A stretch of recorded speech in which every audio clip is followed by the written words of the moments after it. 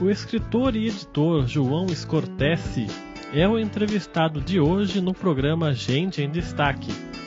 Aos 57 anos, ele é o diretor-presidente do grupo editorial que leva o seu sobrenome e que existe há 30 anos e já publicou diversos títulos. Formado em Economia na Universidade Mackenzie, João é cearense de Fortaleza e veio para São Paulo em 1972. Nesta entrevista, gravada nos estúdios da TV Câmara Jacareí, o editor vai falar sobre o atual momento da publicação dos livros no Brasil. João Scortese se define como um aprendiz apaixonado por livros e tem por lema fazer uma vida um poema sem fim. Dentre os seus gostos literários estão escritores de estilos diferentes, como Edgar Allan Poe, Carlos Drummond de Andrade, Mário Quintana, Graciliano Ramos, Érico Veríssimo, Jorge Amado, Fernando Sabino e Machado de Assis. Na nossa conversa, ele começa falando sobre a infância no Nordeste e o seu lado como leitor.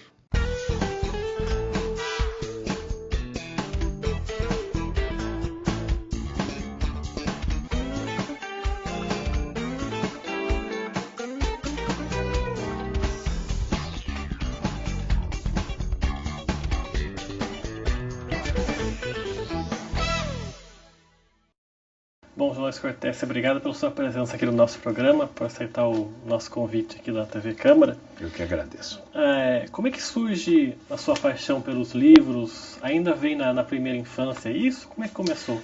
Na primeira infância, mesmo sabendo que a informação de que ela pertence à minha infância aconteceu depois, né? Vou te contar. Recentemente eu fiquei sabendo que a minha tia-avó é Raquel de Queiroz, né? Consequentemente, da mesma família, da mesma linhagem de José de Alencar. E há uns 10, 12 anos atrás, isso por parte de pai, né? Eu sou filho de pai cearense. E em termos de pais, de avô materno, eu sou neto do José Scortese, que foi um dos grandes editores da revista Pan. A revista Pan tem uma importância incrível na literatura brasileira. Primeiro, ela circulou na época da guerra. Ela começou um pouquinho antes da guerra e terminou exatamente no fim da guerra, da Segunda Grande Guerra Mundial. E essa revista é que publicou o primeiro conto da Clarice Lispector, né? O Triunfo. Em maio de 34, se não me engano, a Clarice publicou seu primeiro conto lá. Isso eu vim saber nos últimos 10, 12 anos, depois da morte e da divulgação da obra da Clarice Lispector, né? Então, coincidentemente, tudo isso se descobre depois. Agora, na minha casa existia o hábito da leitura, né? Tanto meus pais já falecidos, os dois gostavam muito de ler. A sua infância no Nordeste foi de que forma? Você foi uma criança que brincava com os pais? Primeiro, uma criança muito danada, terrível, né? Muito. Eu sou hiperativo, ao extremo, nível 3, né?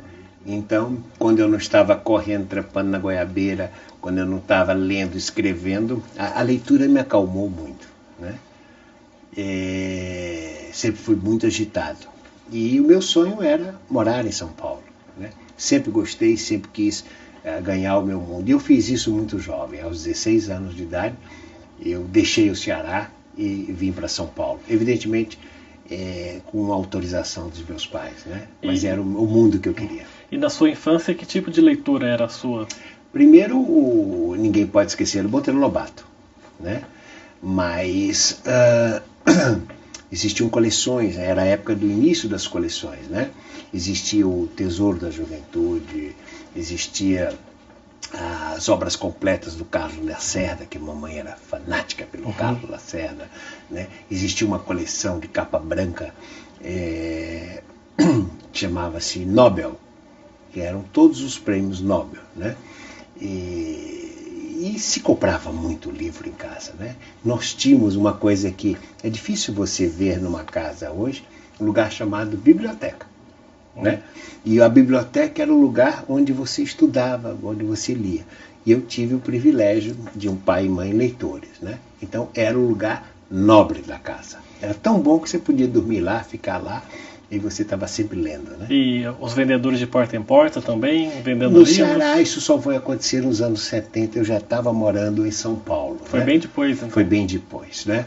O movimento porta a porta no Brasil aconteceu a partir de 1970. Vamos colocar o Círculo do Livro. Né? Hoje é um segmento muito forte ainda, né? Mas no Nordeste não existia. Existia para outras coisas, mas não para o livro. Né? Isso que eu saiba, né? E em 72, então, o senhor vem para São Paulo, Vim né? para São Paulo. Veio para trabalhar, para estudar? Eu vim para estudar, eu sou marquesista, né, de origem, e a minha vida literária mudou quando eu ganhei o prêmio. A história é até engraçada. Eu estava na Praça da República, um lugar conhecido de São Paulo, e fui almoçar numa ruazinha chamada Tibiras, mais ou menos isso. E eu vi um outdoor onde falava Prêmio Sesc Centenário da Independência do Brasil. Em 72 o Brasil estava completando 150 anos de independência. Né? E era um concurso. E nesse ano eu ganhei um concurso. Eu escrevi uma frase que ficou muito conhecida. A frase dizia assim: de uma espada ao alto nasceu o sonho da liberdade. Essa frase é minha. Essa frase representava, lembre-se que nós estávamos numa época de ditadura e era muito importante o patriotismo, né? O governo militar trabalhou muito isso com muita força, né? E isso me abriu muitas portas, né? Logo depois eu estive na USP e tive o privilégio de, junto com o Torquato Neto, o Zé Maranhão, o Milton Ratum, nós publicávamos uma revista chamada Poetação.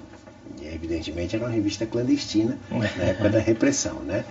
E essa revista, dali nasceram grandes escritores. Muita gente que está hoje no mercado literário brasileiro nasceu publicando a Poetação. E lá eu publiquei meu primeiro poema. Mulher de Rua, né? Mulher de Rua, exatamente isso. 1973. 73, isso já em São Paulo, né? Aí nessa época o senhor já estava meio que envolvido com literatura, já tinha decidido... Eu só queria escrever, essa que é a verdade.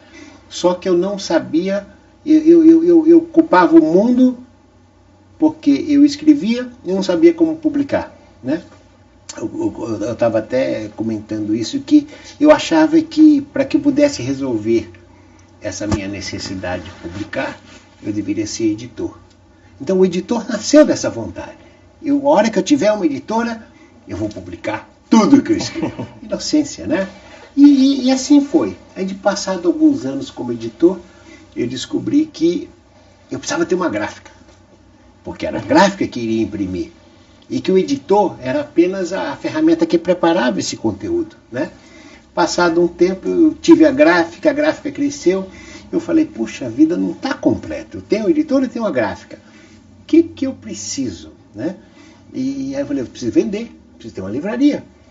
Aí eu montei a livraria. Uma coisa leva a outra. Uma coisa leva a outra. E eu confesso que os 3 momentos foram frustrantes, né? Hoje a gente tem mais de 7.000 títulos publicados. Eu só me encontrei como pessoa já há uns exatos 10 anos atrás, quando eu criei a Escola do Escritor. A Escola do Escritor foi que, digamos assim, começou a satisfazer a minha ansiedade de ser escritor. Eu comecei a trabalhar o conteúdo. Voltando um pouquinho só para essa época dos anos 70, né?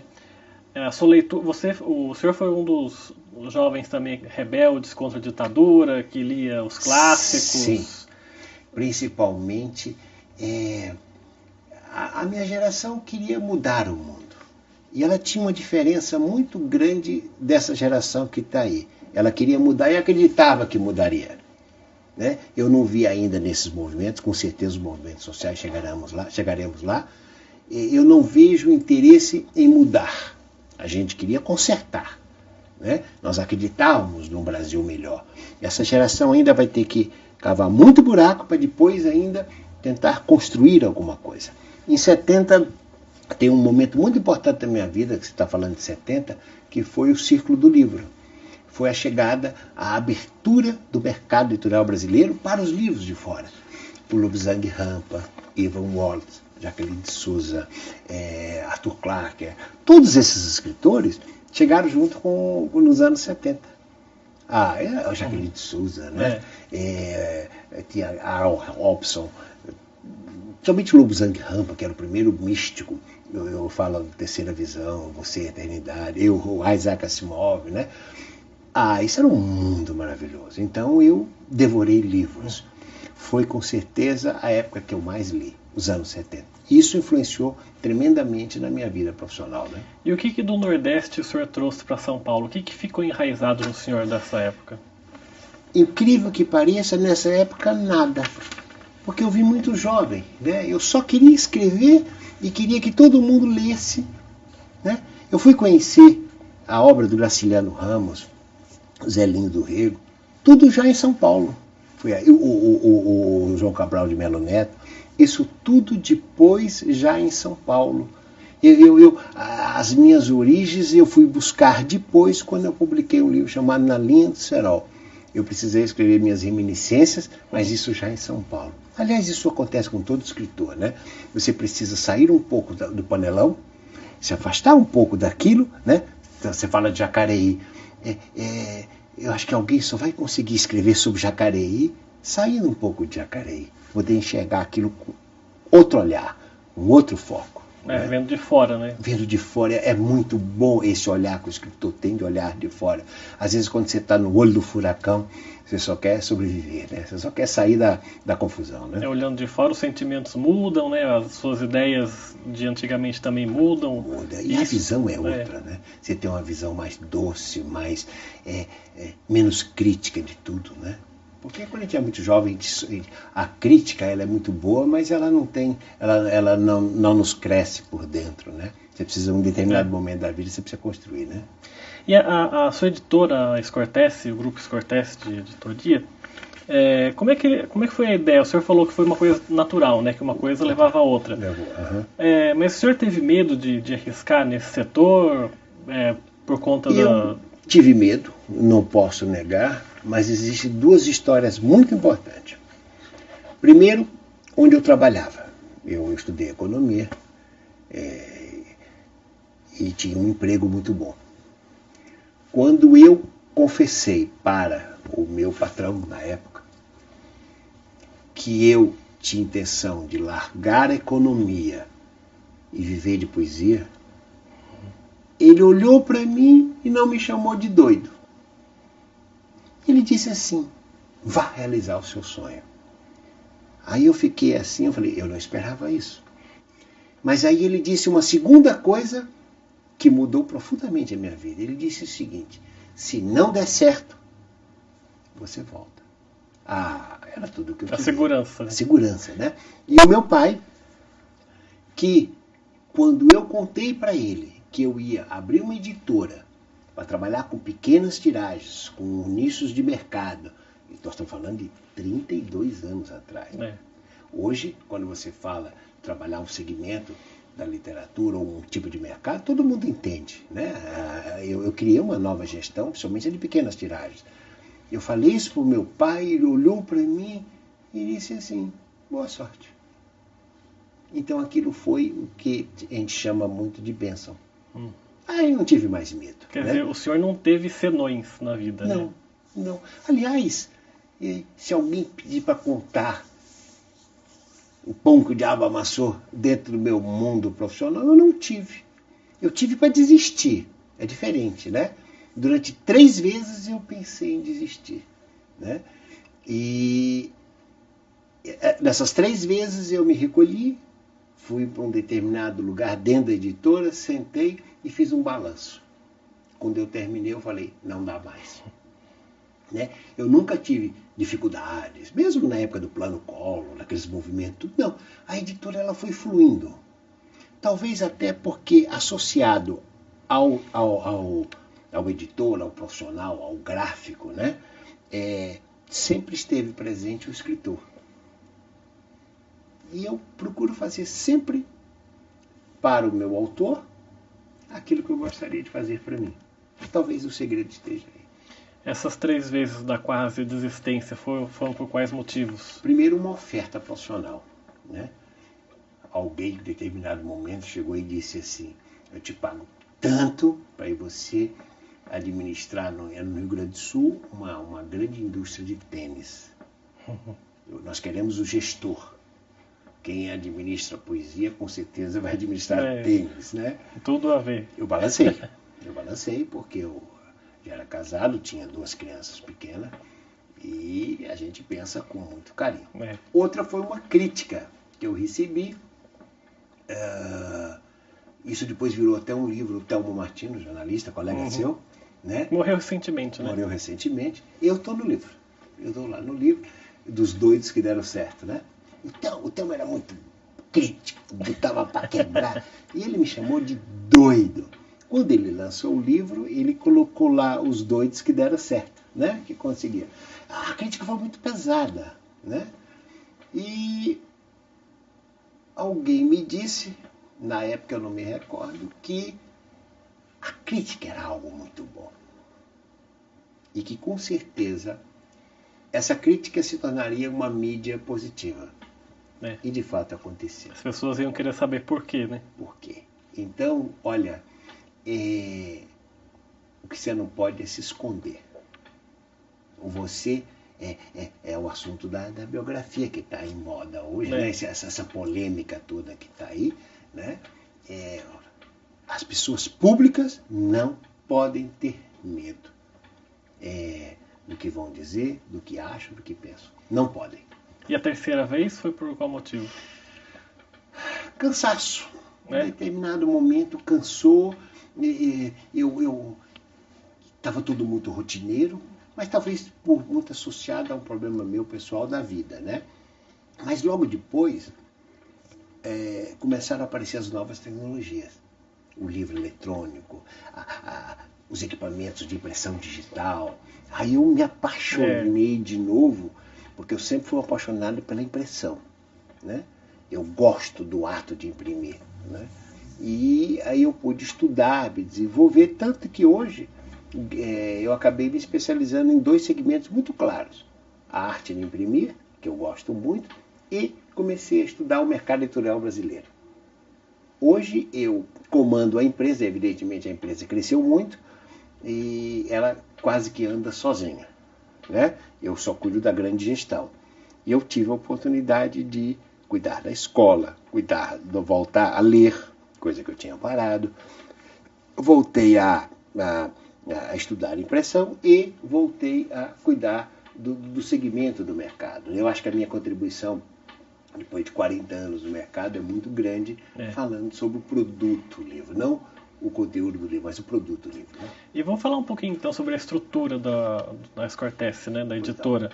O senhor falou agora há pouco 7 mil, mais ou menos, 7 mil títulos publicados. Em primeira edição. Primeira edição. Se você somar tudo, deve dar quase 10 mil títulos. 10 mil, que dá uma média de 3 por dia, né? 3 por dia. 3 títulos por dia. Eu já não consigo mais acompanhar. São 600 títulos por ano. E muitos são reedições, e como alguns são pequenas edições, aquilo acontece primeira, segunda, terceira, quarta edição. E a impressão digital possibilitou esse conteúdo. Né? E as tiragens são sempre em quais quantidades, mais ou menos? Bacana isso. Eu vou te contar uma coisa que é surpreendente. Lá atrás, há 30 anos atrás, você tinha dificuldade de fazer 500 exemplares. Porque as gráficas não queriam, porque não era viável. Né? O custo de produção, o ponto de equilíbrio entre custo e produção não compensava. Você tinha que fazer de 1000 para cima. Com o passar dos anos, esse número vem caindo. Hoje, um escritor que está lançando pela primeira vez, ele não deve fazer mais do que 250 exemplares. E eu já tenho tiragens de 100. Mas isso deve isso a quê? Primeiro, a tecnologia. E segundo, você evita o encalhe, o desperdício. É terrível para um escritor você ficar com o livro guardado, porque ele não vende, aquilo é frustrante, e ele entra num negócio terrível que chama-se dar o livro de presente. Livro não se dá, livro se vende. Esse é um lema, né? Deu o primeiro livro, acabou. Você nunca mais se recupera. E existe um negócio terrível na literatura, que eu dei o livro para fulano porque ele vai divulgar. Ele é uma pessoa importante. Essa pessoa importante vai pegar esse livro e vai botar em qualquer lugar, vai embora. Se ele vai dar, dê para uma pessoa que nunca ganhou um livro. Né? Então são coisas que a gente for aprendendo ao longo dos anos. Né? Então, livro não se dá. E a possibilidade de você fazer pequenas tiragens, se você tem o potencial de vender 100 livros, faça 100. Por que 101? A sensação de que acabou, se esgotou é ótima, né? Estou sem livro, estou desamparado. Preparar mais uma edição. Pois é, isso é muito bacana, né? E o senhor vem acompanhando ao longo do tempo também, claro, a evolução do Brasil como um país de leitores. Sim. O que o senhor pode falar sobre isso? O Brasil hoje é um país que lê? As pessoas, os brasileiros são pessoas que leem habitualmente? Mas o livro é baratíssimo hoje. O preço médio desde 2004 vem caindo. Vamos pegar um preço médio do livro hoje, R$ 38.